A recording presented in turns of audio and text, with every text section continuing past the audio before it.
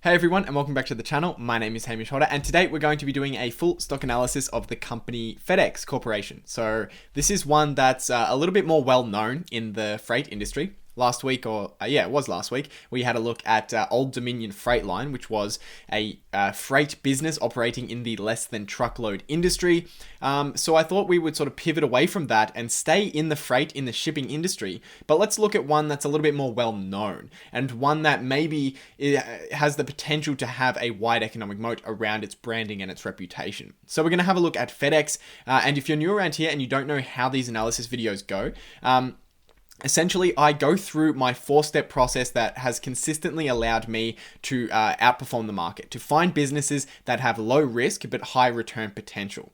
And essentially, that analysis starts by going through the business itself, looking at its industry, its competition, what kind of trends are happening for the business itself and its industry and its market share and all of that kind of stuff. And then we have a look at what I call economic moat analysis. And this is where we're trying to identify if there's any kind of long-term competitive advantage that the company we're looking at has over its competition, something unique to the business. Then we have a look at management in a number of different ways. We look at their integrity, their effectiveness at investing within the business, and their debt management. And then towards the end, we wrap all of that up by doing an intrinsic valuation, where we actually calculate how much cash we can get out of an investment and therefore put a price on how much we're willing to pay. So today we're going to be doing that with FedEx Corporation. So FedEx Corporation was incorporated in 1997. However, the company was around prior to that. So starting in 1971, Federal Express, now shortened to FedEx, was founded, and it was founded by Frederick Smith. And essentially this offered an express shipping service. And now that FedEx Express shipping service is now a subsection of the broader FedEx Corporation. So FedEx Corporation now breaks down into 4 major operating segments. The first is FedEx Express, FedEx Ground, FedEx Freight, and then Services. And these are 4 different shipping services that operate as segments within the broader shipping market. And of course, when we're talking about the shipping industry, we're talking about an industry that pretty much touches every other industry out there. Every business, every individual requires some level of shipping services. So for this reason, the growth of the industry is really tied to the growth of the economies that it's operating in. And in FedEx cases, the economies that we need to be looking at are the US economy as well as the global economy, because they are expanding internationally and they do have that global presence in over 220 countries. But in terms of FedEx's business, on the screen you can see a pie chart from the full report that I did, and you can see that FedEx Express takes up about 55% of their total revenue, contributes 55%. Then we have Ground, which is not time definitive, but sort of cheaper shipping alternatives. It's very similar to Express, except Express is time definitive. It's going to arrive on a particular date, and it's usually fast and expensive. And then Ground is like cheap and not time definitive. But Ground contributes about 28% to their revenue, Freight contributes about 10%, and then Services 3% and other 4%. When we're doing a full stock analysis of a business, it's important that we identify the key business indicators that are associated with the specific business. So what do I mean by that? Essentially, each different business and each different industry will have different indicators, different numbers, unique numbers that we need to look at that will indicate how the business is performing in its industry. So for example, one of the key business indicators for FedEx is customer demand. And this can be measured by looking at the growth of the GDP, looking at the growth of the economy in the US or in the world when we're talking about a global company like FedEx. And the reason this is a unique indicator that can tell us about the performance of FedEx is that the global growth in GDP will indicate to us the overall level of demand for products and services. And that overall level of demand for products and services will dictate the overall level of demand for shipping services provided by FedEx. So first, assessing the overall customer demand on a global or in a US basis by looking at each of their economies and how they're expanding over time will give us a good indication of how the business itself should be performing. If the economy is expanding like it has in the US and the global economy for that matter over the past 10 years, then you would expect that FedEx should be able to grow at least the same pace. And also when we're doing our analysis, it's important that we look at the flip side. We don't want to just look at key business indicators that could show whether a business is performing well or not. We also want to specifically zoom in on risk factors and make sure that we're giving each risk factor enough weight relative to what it is. So zooming in on one key risk factor that is associated with FedEx comes from that customer demand indicator that we just spoke about. And because their business is closely tied to the economy, it means that in times of poor economic growth or economic downturn, say we have a recession and there's negative growth in productivity in a country or in the global economy, then you would expect to see the demand for FedEx's shipping services also decline. And for that reason, FedEx is generally considered a cyclical investment. By the way, guys, if you're following along and you're curious about this 4-step process that I'm using in this video in order to find low risk, high return investments, then you may want to check out a free 20-minute training video that I put together on my website. It's the first link in the description below, and essentially I go through my 4-step process that I use in this video and all of these videos, and that I have used successfully in order to consistently outperform the market every year that I've been investing. And I also talk about some of the major mistakes that beginners tend to make.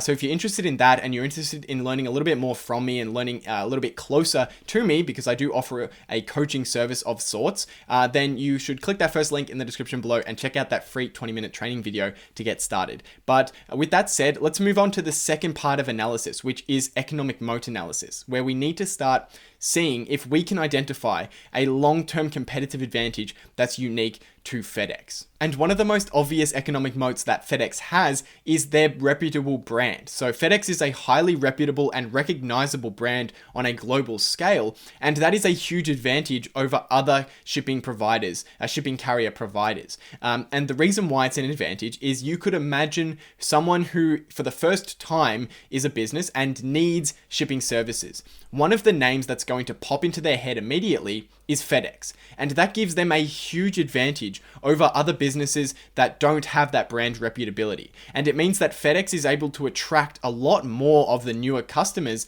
than any of the other smaller businesses.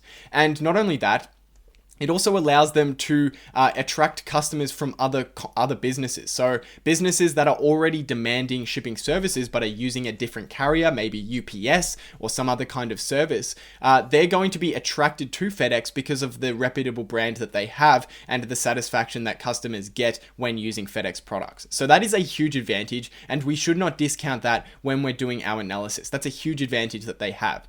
But it's not enough for us to just identify that advantage. We then need to see if it's backed up in the numbers.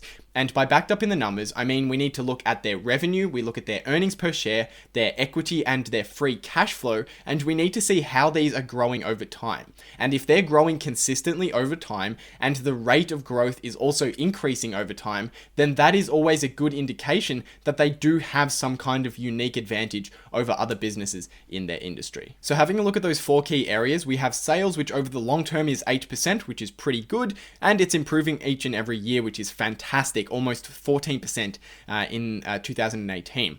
Earnings per share has been up quite substantially over the 9-year, but that's due to really poor earnings that they had in the recession, so don't get fooled by that. But even over the 5-year period, they've been able to grow their EPS at almost 15%, which is excellent. And that's as a result of their revenue growth, but also as a result of them taking some of those earnings and buying back stock and reducing the number of shares outstanding. Then we have equity growth, which has been very slow, 4% over the 9-year, but even just 2% over the 5-year, which is terrible. And really the reason why this is the case is because they've been using all of their free cash in order to buy back stock and to pay dividends, both actions which do not help equity at all. And not only that, they've actually been taking on a substantial amount of debt, which also has contributed to the slow growth in their equity. In terms of free cash flow, because their 2017 and 2018 free cash flow was negative, we can't calculate those growth numbers. So what I did is I went ahead and I removed the capital expenditures for growth initiatives out of that free cash flow figure. I took it out, I added it back. And that gives us a number I call cash flow for owners. And it's a more accurate representation of how much cash was returned to shareholders during a period. And you can see over the long term, it's been 15%. But again, that was because they had very low cash flow for owners in 2009.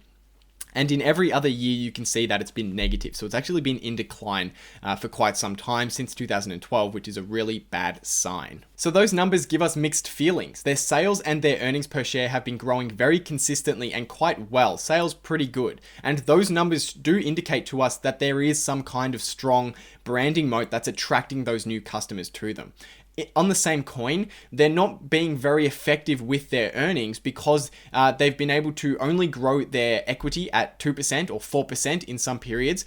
And their cash flow for owners, how much is left over, has been in decline for quite some time, meaning they're spending more and more money just to maintain the business, more and more capital expenditure just to maintain the business. So from that, I would probably say it's likely they do have a moderately strong economic moat, but we would want to look into why their cash flow for owners, why their free cash has been in decline for some time, and why are they not able to build equity within the company. The third part of our analysis is looking at management. And as I said, we look at management under two lenses. One is integrity to the business, integrity to shareholders, and also competence as decision makers. So how good are they at making internal decisions and growing our cash flows? And just for the interest of time, we're going to zoom in on one aspect of competence as decision makers. And that area we're going to zoom in on is return on invested capital to see how effective their internal investments are at generating more profit. Their ROIC has been very inconsistent over the past 10 years. There's been a few years where it's very strong, 11, 12, 13,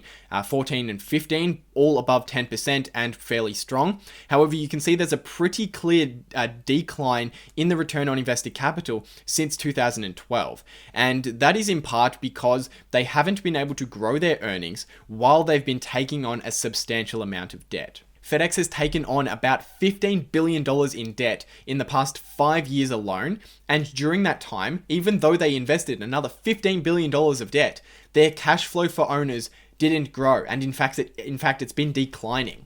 So even though they've had more money to invest and more money to throw into the business, throw into the fire to make it raw, it's still going down and down and down. And that's why we see that downward trend in return on invested capital. And this is horrible. This is the exact opposite of what I like to see. I like to see 10% or more in all of the 10 years and increasing over time, showing us that they're getting more effective. So this is showing us that they are not being very effective in making new investments in the business and generating more free cash. So with all of that said, let's get to the intrinsic valuation. And this is where we're trying to calculate how much cash we can get back and put a price on how much we should be willing to pay for that based on what kind of return we want to make. Now, it's very difficult to predict future cash flows in businesses that don't have wide economic moats and that aren't ticking all of our boxes in terms of management and being in a sustainable industry.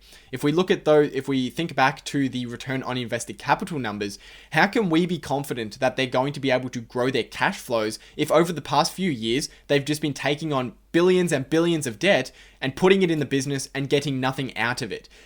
That's a result that makes us really worried about how much cash we can get back in the future. And it means that we just need to be very conservative when doing our valuation. Now, I will always do a range of models. I will always pick a number of different growth rates and a number of different starting cash flows in order to get a range at which intrinsic value likely sits, because we can't calculate it exactly and we're fooling ourselves if we think we can. So I'll always pick a range, and if the price falls within that buy range, then I will start picking up some shares. But in the interest of time, I'm just going to zoom in on one of the models that I've done recently for this company for the report and presentation that I did for the members of my group. So Model 3 uses a growth rate of 6% and uses a starting cash flow of $2.3 billion, which has been their cash flow for owners average over the past 10 years. And using those in our model, we get an intrinsic value of $56.8 billion. And since the current market capitalization of the company is $42 billion, it means that it is slightly undervalued according to this model. However, we need it to be significantly undervalued in order to make our return. So if we're targeting 22%, it means we would only be willing to pay $16 billion for the entire company, which is about a third of the current stock price. Alternatively, if we were willing to accept a lower return, then you can see that if we put the required rate of return at 7% instead of 22, then Model 3 shows us that the buy price is the current price. So that means that under Model 3, assuming 6% growth from a current starting cash flow of $2.3 billion, you could expect to make about a 7% return per year over the next 10 years. So what does all of that mean? If we're using the assumptions in the model, which this is not a recommendation, this is not advice, I'm just showing you an example of a model that you could use. I'm essentially just showing you the maths that you can use in my spreadsheet. By the way, you get the spreadsheet for free via the second link in the description below. But essentially what this tells us, under Model 3, assuming 6% growth, if we wanted to make a 22% return, the stock price would have to fall about 70%, which is a long way. And at the current stock price, we could expect to make about 7%. It basically means that the current price really isn't offering anything great, assuming that the model is correct. And because we always want to invest with a margin of safety, even if we're happy to accept 7%, we would want 7% plus a 50% margin of safety, which means we really should be targeting about 12 to 14%. So just keep that in mind. I think that the stock has the potential to be very good. As I said, because the business doesn't meet all of our requirements, it's very difficult to predict how it's going to turn out. Maybe they grow at a huge rate, maybe they don't grow at all.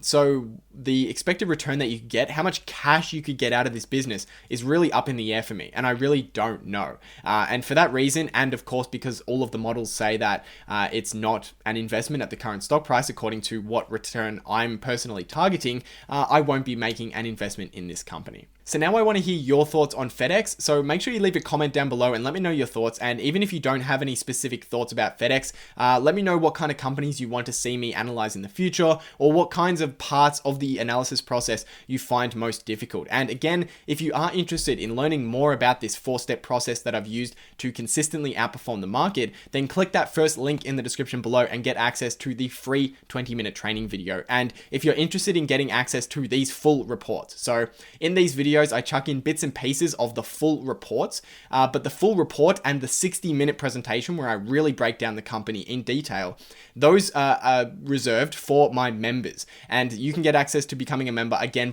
via the first link in the description below. Watch that 20-minute training video and then you can apply to join. But I hope you guys enjoyed this. Leave a like if you did. But for now, guys, I'll see you in the next video.